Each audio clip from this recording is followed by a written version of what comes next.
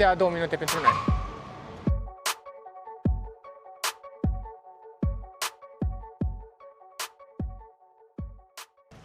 Nu există nimic mai turistic decât să vii aici, la capătul străzii Lombard. Încolo se vede Alcatrazul, încolo se vede Lombard Street și încolo sunt foarte mulți turiști ca noi. Ca mine și ca Vlad. Salut, Vlad! Salut! Ce faci? Uite, în sfârșit colaborăm. În sfârșit, da. Mă rog. Am Suntem întrebat în- ce faci, dar știam ce faci. Suntem în mijlocul străzii. Mai stăm aici? Deocamdată nu vine nicio mașină. Hai să chemăm un Waymo, corect? Pentru asta suntem aici, nu suntem să facem un vlog turistic, suntem aici să ne dăm cu Waymo și Vlad a fost suficient de generos încât să plătească el cursa. De data asta, da, e doar $12, so I will live. I'll live. Bun, care e ideea? Eu, sincer, până acum nu am apucat să merg încă cu un Waymo. Am văzut despre companie, am văzut o grămadă de mașini pe străzi, dar nu am mers încă. Și când am ajuns aici, planul era, măcar pentru o dată în viață, să fi mers cu un Waymo. Și Vlad zice, mergem împreună. Eu am fost cu Waymo deja, deci cred că știu ce experiență să ai tu, mă rog. Nu vreau să proiectez, așa că nu i-am spus absolut nimic despre experiență. Nu i-am spus ce se poate întâmpla, nu i-am spus cum se întâmplă, așa că o să fie o experiență full pentru tine. Deci, sunt la prima experiență așadar cu un Waymo. Foarte futuristic, e Știu foarte futuristic. Sunt foarte late to the party. Pot să zici că sunt deja un pic în urmă la subiectul ăsta, dar You're just a millennial. am mers între timp cu Tesla Full Self Driving, n-am mai ținut mâinile pe volan, am mers cu Zux în Las Vegas, dar nu mersesem încă cu un Waymo. Și de ce mă interesează Waymo? Pentru că până când comandăm mașina trebuie să vă zic 2-3 vorbe. Hai mai bine să dăm drumul la comandă și le explic după aceea care e treaba. Perfect. Bun. Ok, La ce mă uit? practic e ca și cum ai intrat pe aplicația Uber. Îți faci toate setările, bineînțeles. Avem 30% off, deci Ai prins un deal. pentru că sunt primele mele tripuri de pe aplicație. So. Ok. Pui aici locația unde vrei tu să ajungi. O să punem Union Square. O să pun Plața Hotel. Deci ce trebuie să știi este că de multe ori își aleg, tu vrei să ajungi în Union Square, dar nu o să oprească ca un Uber unde vrei tu să oprească, ci unde consideră mașina că e mai sigur să oprească. Ok. Deci o să aleg Union Square, Plața Hotel, pentru că ăsta este un punct safe ales deja de... De oprire. Da. Ok. Și acum alegem destinația și aici o să vedem, ok, pick up ASAP. Pick up ASAP, poți să programezi, bineînțeles, ca pe orice altă aplicație. Costul este $10.82, dar este reducere. Costul ar fi $15.32. Vrei să comparăm să vedem cât ar fi un Uber? Chiar ar trebui să facem chestia asta, mă gândesc. Vrei acum? Hai. Ok. Deci intrăm pe Uber. Hai să vedem așadar. Vom compara și cu Uber-ul și o să și dăm pe Google Maps să vedem care e distanța. Sunt tare curios să facem după aceea niște socoteli, cât am plătit de fapt. Pentru că am o teorie în legătură cu chestia asta. Înainte de materialul ăsta, noi am fost la Google I.O. și am avut șansa să stau de vorbă cu niște oameni din echipa Waymo și am niște cifre foarte interesante pentru voi un pic mai încolo. Hai că o să comand totuși prima dată ăsta, până la urmă. Comand sau? Hai să facem comparația. Deci, Union Square. Tu zi de Uber. Uite, îmi zice că până acolo... Costă pentru mine Uber X, ai găsit? $11.95.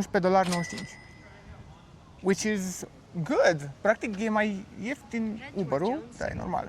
La confort este $15.99. Da, vrei să zic o chestie ciudată? Sunt doar 2 km până acolo. Da, ok, fair enough. Deci, pentru o cursă scurtă în interiorul orașului, zicem că este ieftin la $11, iar un Waymo ar fi $15. Ok, dar, scuze că te-am întrerupt. Cât Waymo, de unde suntem noi cazați, în Mountain View, ar fi fost $134, care sunt 22 de kilometri, corect? Da. 22. Deci 22 de kilometri până aici. Așa de mult am mers? Așa cred, da. Am venit o oră cu mașina. Ia, hai să putem să și verificăm, pentru că am o cursă aici. Am avut o cursă mai lungă de la hotelul unde stăm noi în Mountain View până aici și de aici înapoi, dacă ar fi să merg, de fapt, că am istoricul chiar în aplicație, în Uber. 32 de mile, 52 de kilometri, de fapt, scuze. Ai văzut? Deci, 52 de kilometri cu... Oare cât am plătit? Acum mi se deschide și chitanța, vă zic imediat. Ai plătit $74 din câte mi-aduc aminte. Nu, 105. Serios? Da. Oh, wow. Da, am avut o cursă de $105 pentru că am venit pe luxury până aici, dar distanța a fost de... Cât ai zis? 52, scrie pe Maps. Deci, practic, undeva la $2 kilometrul este un cost în momentul acesta eficient. Deci, practic, pentru o cursă plătești undeva la 30% mai mult pentru un Waymo. În momentul acesta, Waymo așadar nu este cea mai ieftină cursă. Și cum hai să ne întoarcem aici, în stradă, pentru că o să chemăm un Waymo, pentru că vrem să avem experiența. Da. Uite un Waymo, în spatele tău. E al nostru, dar eu te mai meu. De când sunt aici, de câteva zile, am văzut mai multe Waymo-uri pe stradă în anumite intersecții decât am văzut de foarte multe ori mașini. Da, nu e nimeni la volan, nu are nici pasager și a trecut pe lângă noi, deși eu eram pe trecere. Mașinile acestea se conduc și ele mai uman decât... Uite, vezi? Persoana se apropie Da. și Stai că... acum gata, s-a oprește pentru că a detectat și practic o să... Și acolo sus arată că se poate urca și Da. are inițialele sus pe Da. lidar. O să vezi, e foarte mișto, este o experiență de pe telefon care se întâmplă fizic în realitate. Tu apeși, nu dau niciun spoiler, o să vedeți în 5 minute. Dar cam așa o să se întâmple, așa o să se vadă și când o să vină mașina noastră și de aceea am încercat să avem experiența asta completă. Din ce am văzut așadar, orașul este împânzit. Știi câte Waymo-uri sunt pe stradă în momentul ăsta? În San Francisco sau în lume? Peste tot în rețeaua lor, sunt în 10 orașe în momentul ăsta. Nope. 3700 de Waymo-uri sunt la treabă și aproape toate sunt Jaguar. Cred că e cea mai mare densitate de mașini Jaguar de pe planetă câte au mai rămas și mai sunt și electrice pe deasupra. Bine, și de luna trecută, cred, dacă nu mă înșel, au voie și pe autostradă. Exact. Dar nu toți userii au voie încă pe autostradă. Ceea ce nu am înțeles încă de ce, nu am documentat. Dar, de exemplu, noi nu avem încă voie pe autostradă, poate contul prea nou. Ideea e că nu știu care e ideea. Ce ar putea face un user pe autostradă dacă nu au voie toți pe autostradă? Să nu cumva să faci vreo prostie să duci mașina undeva într-un loc nepotrivit. Să Zici? nu fii la primele curse și să încerci să duci mașina într-o destinație periculoasă sau habar n-am să le furi tehnologie. Este o tehnologie destul de devreme, dar cu toate astea, compania asta are niște cifre uriașe care se poate lăuda și am făcut încă o dată niște calcule. Deci am zis 3700 de mașini, cu 3700 de mașini în 10 orașe, știi câte curse livrează pe săptămână? 500.000, cu vârfuri de 700.000 în anumite perioade, 700.000 de curse? pe săptămână. Wow! Deci asta înseamnă undeva la 100.000 de curse pe zi. De asta și mă gândesc, oamenii folosesc aplicația asta ca și scop turistic și ca și scop de live, laugh, love sau ca și scop pe bune? Adică Dincolo cineva... de un punct, cred că se termină curiozitatea și începe utilitatea. Crezi că a început utilitatea? Aici sunt tare curios. Ăsta e motivul pentru care vreau să avem experiența asta, pentru că vreau să înțeleg. Pentru că am dus lucrurile mai departe. Am făcut niște calcule. 3700 de mașini ca să ajungă la 100.000 de curse pe zi, să zicem că o parte din ele sunt în reparație, să înseamnă că mașina asta se facă minim 30 de curse pe zi. Ok. Trebuie să meargă 20 de ore. Ok. Să meargă mult. Așa că am vorbit cu niște oameni din companie, n-am reușit să aflu oficial chestia asta, dar am aflat că Jaguarurile astea sunt mai fiabile decât crezi. Merg bine, nu se strică și bateriile țin mult și le încarcă lent ca să nu se strice bateriile, pentru că planul lor este să le facă să meargă sute de mii de kilometri. Hai să vedem? Asta e mașina noastră. Hai că e un moment istoric. Hai că ne face semn că putem să mergem la ea. Uite, avem acolo sus inscripția aia cu faptul că putem să urcăm. Pe lidar avem semnalul că omul poate să vină la mașină și... Ce vezi? Hai să vedem ce... Ideea e că... That's weird. See you in 1 minute. Deci asta e mașina, dar... Poate că nu s-a decis încă să ne deschidă. What is happening here?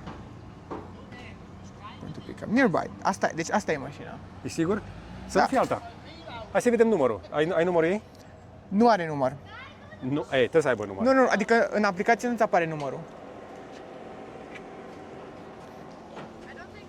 Oh, that's right. It will show your initials up there. Really? Initials? Interesting. Okay. Okay. That's cool. Sorry. Sorry. Ok, deci ne arată inițialele sus. Deci nu e mașina noastră. I'm so dumb right now. Oh my god. Și ți-am zis că s-ar putea să nu fie a noastră. Deci, Oh. prima întâmplare, uite-l că vine de acolo. Vine un alt Waymo din capătul al străzii. Pe mașina asta nu erau inițialele noastre, ci era o doamnă în mașină și noi ne vârteam în jurul mașinii și am blocat mașina săraca. Oh my god, man, I feel so awful. Dar stai liniștit că nu e vina ta. Hai să stăm că o să vină ea la noi.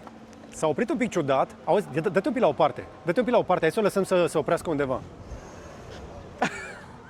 Ok, hai înapoi. Chiar nu era un loc ok pentru oprit. Nu că ar fi ăsta un loc ok pentru oprit, dar... Anyway. Ok. Și? Mi-a apărut acum pe aplicație, Sau... pentru că deci în momentul în care mă îndepărtez de mașină, nu apărea pe aplicație chestia asta de pe ecran. Ia, arată-mi. Deci eram îndepărtat de aplicație, era mai încolo, da? Și nu mi-apărea chestia asta. Acum că m-am apropiat de mașină, îmi zice ready at pickup și pot să îi spun să se ducă altundeva sau pot să apăs pe unlock sau pot să adaug 2 minute să aștepte. Ia pasă 2 minute să aștepte, pentru că vreau să le arăt oamenilor 2-3 chestii. Yes, add 2 minutes. Și acum, hai să vă Deci se arătăm mașina care așteaptă pe adaugă noi. un fee de $2.50. Deci, suntem în intersecție, avem un Waymo aici. Asta a noastră care trebuie să ne aștepte a plecat de lângă noi și și-a găsit un loc de parcare pentru că stătea în mijlocul drumului. Mașina acestea când preiau, pornesc avariile din ce am văzut eu. Hai să mergem către ea ca să o vedem mai aproape. Uite, a găsit un loc de parcare ca să iasă din drum. În momentul ăsta este valabilă oricând să ne urcăm în ea. Deci, Tragem un pic de timp pentru că în astea 2 minute vreau să vă arăt foarte scurt mașina. Deci este un Jaguar I-Pace plin de senzori care camere. practic dublează cumva valoarea mașinii.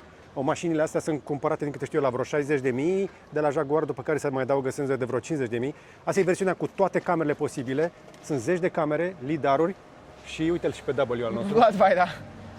Vlad Vaida, astea sunt inițialele celui care trebuie să ia mașina. Scrie și acolo în bordul mașinii, o să vedem imediat. Acum, foarte rapid, avem așadar lidar aici care se învârte, la fel pe partea cealaltă, lidar mare care se învârte acolo, lidar pe spate, camere de jur împrejur și tot felul de senzori, inclusiv pe bot avem un lidar. Mașina aceasta este imposibil de ciocnit, decât dacă nu cumva se întâmplă o eroare. Mânerul s-a deschis ca să ne semnalizeze că putem să urcăm și nu cred că avem acces la portbagaj din câte știu eu, nu? Avem, da. Avem? Dar dacă apeși pe unlock, adică nu știu, oare funcționează? Dacă apăs unlock, va trebui să ne și urcăm în ea. Deci, asta e mașina. Dacă ați mai văzut un Jaguar I-Pace, asta este mașina, iar cei de la Waymo au cumpărat o grămadă pe care le folosesc pentru ride sharing și, din câte am vorbit cu ei, au reușit să intre complet în soft. Au un control total asupra sistemului de operare al mașinii și al bateriilor. Urcăm? Da, poți să urci în față dacă vrei. Poți să urc în față? Deci hai să apăs pe unlock. Ready? Vrei să filmezi? Da. Unlock. Și s-a deschis mânerul. Corect. Ok. Hello, vlog. Hello, Îți zice numele. Hi, baby. Te las pe tine să faci chestia. Apasă pe Cred că o să start ridic ride. asta aici. Și trebuie să apăs pe Start Ride, nu? Da. Trebuie să-mi pun centura pentru asta. Da. Nu Avem pornește și fără? Hai să vedem dacă pornește fără centură. Nu pornește fără? Oh, man. Ok, stop, nu ești. Locul șoferului are centura pusă. Of course. Dar să știi că și la șofer poți să stai din câte știu. Din câte văd, astea sunt datele din bord. Please keep your hands off the wheel. The Waymo driver is in control at all times. Ok, deci mașina este controlată de soft sau de un șofer de la distanță. Astea sunt informațiile din bord. Bingă-ne ca să spui centura. Da, da, da, da. Și din câte văd aici sus, avem și o cameră care ne urmărește, evident. Sunt multe camere care ne urmăresc în momentul ăsta. Este și aici, este și acolo. Eu sunt în bord. Ok. Îi dăm Start Ride? Da, I'm ready. 3, 2, 1. Am dat Start Ride, s-au închis ușile. Așa arată și Heading to spate. Union Square Plaza Hotel. Please make sure your seatbelt is fastened. For any questions, press the call support button to speak with a rider support agent. Deci, pentru toți oamenii care se întreabă ce se întâmplă dacă ești singur aici, And your seat upright.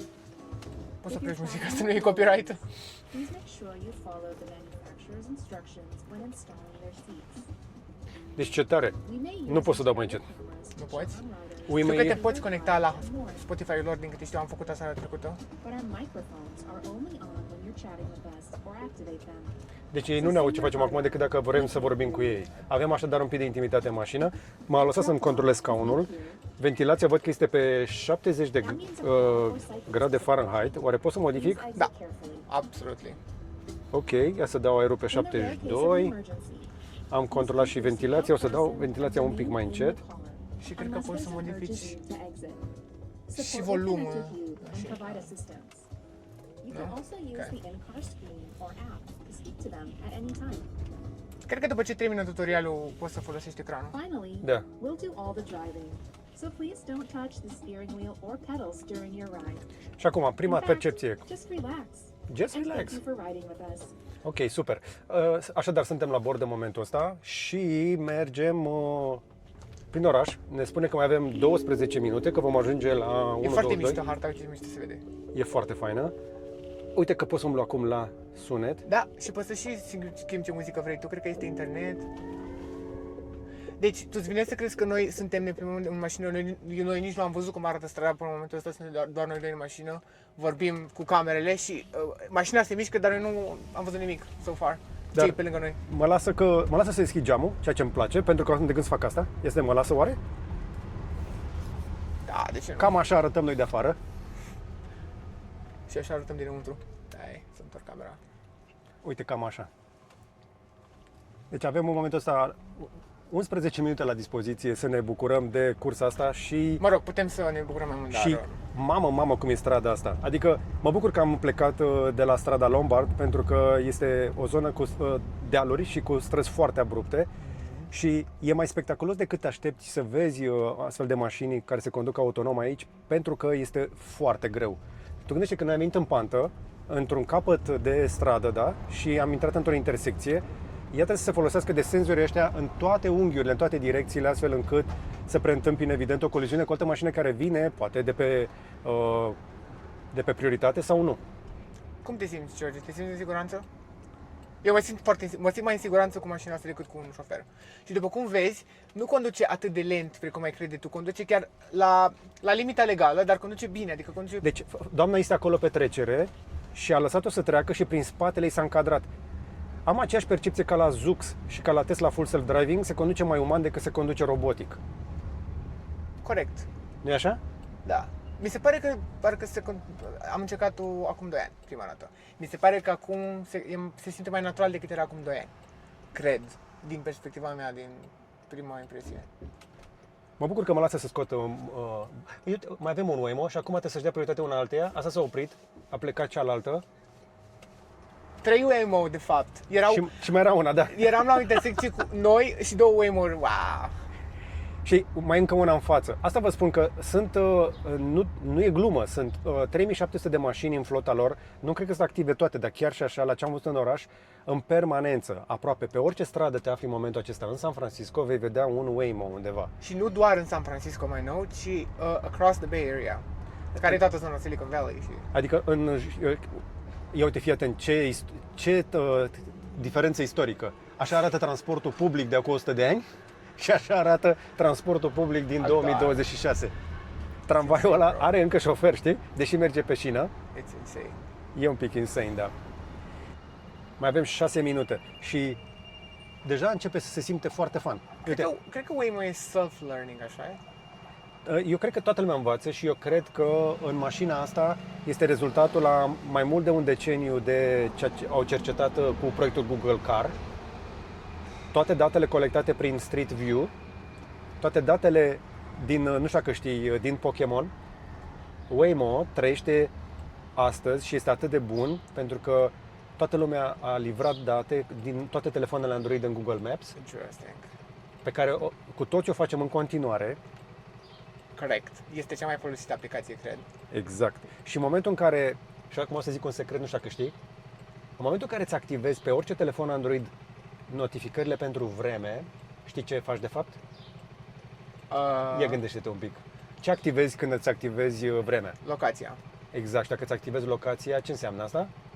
Că o vei vărsa cu regularitate în Android și Android va folosi datele pentru Google Maps. De altfel, cred că se folosește și de patternul, de exemplu, dacă tu te plimbi, tu te miști pe stradă, cred că învață rutina străzii respective, cred. De ce crezi că pe Google Maps apare dacă o zonă sau un mall este aglomerat?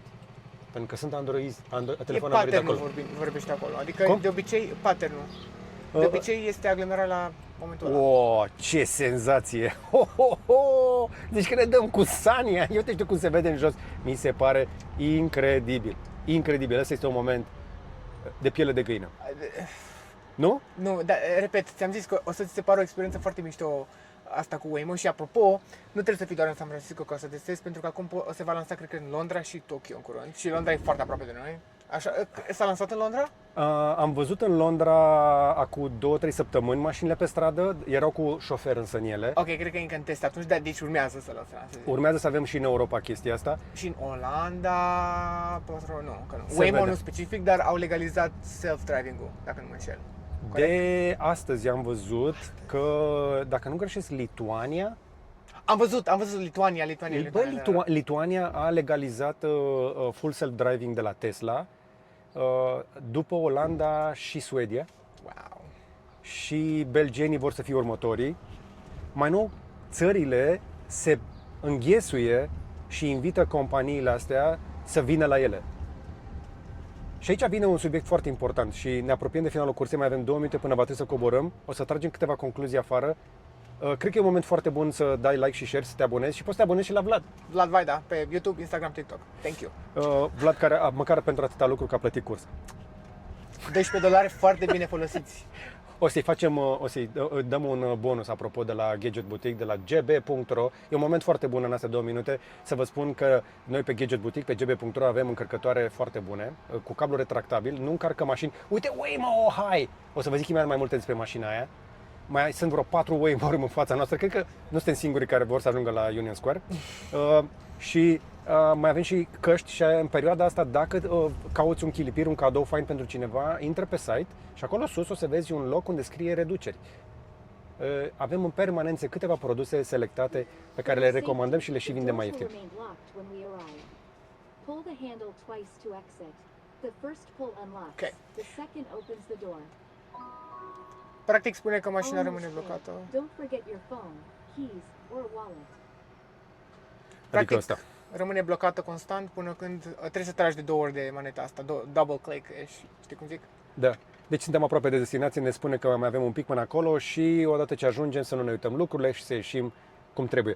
Din ce am mai vorbit cu cei de la Waymo, mașinile acestea ajung după ce se mai descarcă, evident, la priză. În acel timp sunt și curățate, întreținute de oamenii lor. Au inclusiv Fast Track Flex, vezi, pentru a putea merge pe autostradă. Corect. Pentru... Da, exact. Că mașinile acestea pot să meargă și pe autostradă mai nou, cel puțin aici în zona San Francisco. De luna trecută, ceea ce este mega, mega tare. Foarte mișto. E foarte mișto și pe autostradă, nu doar că merge la maxim. Exact, merge 80 miles an hour. I-am întrebat chestia asta și mi-au spus, mașinile vor merge întotdeauna la limita vitezei legale pentru a optimiza timpul de deplasare. Mașinile acestea nu sunt rentabile decât dacă merg foarte mult. Pentru că sunt foarte scumpe. Mașina în care noi ne aflăm pleacă la 60.000 și cu senzorii sare de 120.000. Pe mașina pe care urmează să ți-o arăt imediat, există mai puține camere cu rezoluție mai mare, un pic mai puține radare și cred că merită să stai să vezi clipul respectiv, pentru că eu cred că Waymo are în momentul acesta rețeta prin care cred că nu se va mai concura doar cu Uber. Eu cred că se va concura și cu autobuzele, Vlad. Crezi că acolo se îndreaptă? Mi se pare că în 10 ani vor fi autobuzele self-driving. Nu știu, sunt în China?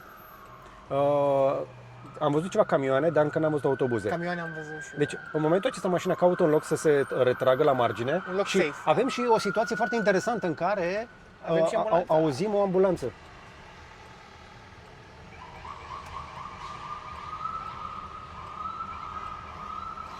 Bun. Mașina caută un loc unde să se oprească. Cred că l-a ochit aici. Cred că ne va lăsa aici pe stânga. Cred că să parcheze. Nu să parcheze, ok. Ne lasă în drum? Ne lasă în drum. Nu încearcă să parcheze? Hai să vedem. No. Vehicle approaching. Îți spune dacă vine un vehicul lângă tine. Da. You're here. Please make sure it's clear before exiting. Ok. Este momentul în care trebuie să ne dăm jos. Stai să avem grijă să nu vină ceva. Nu, ok. Deci trebuie să tragi de 2 ori. Ok, trebuie să ridic și geamul. Eli.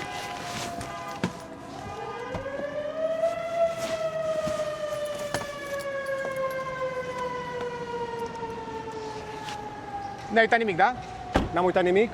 Ne arată că trebuie să coborâm din mașină. Și cu asta gata. Mânerile cred că se vor retrage. Ai închis cursa? Da. Lock doors. Practic. Oh, cred că e gata. Ușa de la pasager s-a închis. Cred că încă te mai poți întoarce dacă te răzgândești, poți să tragi de mânerul ăsta. No, it's left. Thank you. See you again soon. Cât am plătit pentru cursa asta încă o dată? 10,25, dar am avut o reducere de 30% și am mai adăugat $2,50 pentru ca să mai stea 2 minute pentru noi. Ce tare, fii atent. S-a grăbit doamna cu mașina și ieșise, se încadrase Waymo-ul. Deci mașina asta se încadrează și se conduce Excellent. It was excellent. ca un om. Da. Am dat un feedback. Ai dat și feedback? Da, dăm 5 stele. Smooth ride, da? Cool, pretty cool. Pretty cool. Bun. This is the future. Și acum suntem în centru. Câte vreme suntem aici, ne apropiem de final cu bucata asta și v-am promis ceva foarte mișto la final. Pentru că ieri am avut șansa să stau de vorbă cu niște oameni de la Waymo și am aflat câteva lucruri foarte interesante despre flotă, despre mașini și despre viitor. Și am și filmat de aproape, am făcut un tur complet, bine, nu mă o să intru chiar în interior, cu noul Ojai. Așa, Se scrie Ojai. ok. Ojai. Ojai. Este o mașină chinezească. Foarte California. Da, exact. Dar acel Ojai este de fapt o mașină chinezească la bază. Este un Zeekr mix transformat de cei de la Waymo pentru ride-sharing autonom. Încă o dată îi mulțumim lui Vlad Vaida. Vă mulțumesc și vouă dacă v-ați uitat. Dați un like, un share și un subscribe. A fost prima mea tură cu un Waymo. A durat un pic mai mult, dar eu cred că am reușit să vă aduc un pic mai multă valoare. Dacă apreciezi ce vezi aici, încearcă să devii membru și să susții munca noastră într-un mod direct. Vlad, Ca să mulțumim. putem să mâncăm mâncare chinezească acum. Susține clipul ăsta ca să putem să mâncăm acum mâncare chinezească. Nu mâncăm Chinese aici, te duc eu la un sandwich bun. În San Francisco mâncați cea mai bună mâncare Chinese ever. Asta e deci e irelevant cu clipul, dar în San Francisco s-a inventat. Aici nu suntem de acord. Aici este cel mai relevant Chinatown ever și aici s-au inventat și fortune cookies în San Francisco. Cred că în 74, dacă nu mă înșel.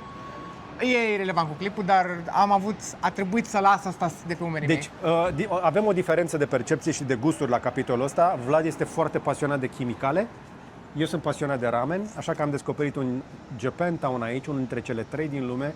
Recomand Japantown și un burger bun. Burger, da. Că am vrut să zic Hai să amazing, mâncăm. mâncare japoneză, singurul lucru pe mâncăm. care nu mănânc. Hai că deja vorbește foame. Încă o dată vă mulțumim că v-ați uitat. Like, share și subscribe și până data viitoare să vă fie numai bine. Pa, Ciao. pa! Și dacă totul a mers bine, până acum am reușit să conduc deja un Waymo. Planul este să-l conduc mâine. Da, știu că sunt ultimul la petrecerea asta, dar nu am avut șansa până acum să urc într-un Jaguar de la Waymo. Însă ce am avut ocazia să văd aici la Google I.O. este Ojai. Ojai este o mașină care la prima vedere este destul de urățică, depinde cum te uiți la ea, dar mașina asta este una dintre cele mai importante mașini de care nu ai auzit încă. Nici eu nu o văzut de aproape până acum și minutele care urmează o să încerc să te conving că asta e mașina viitorului, chiar dacă e urățică.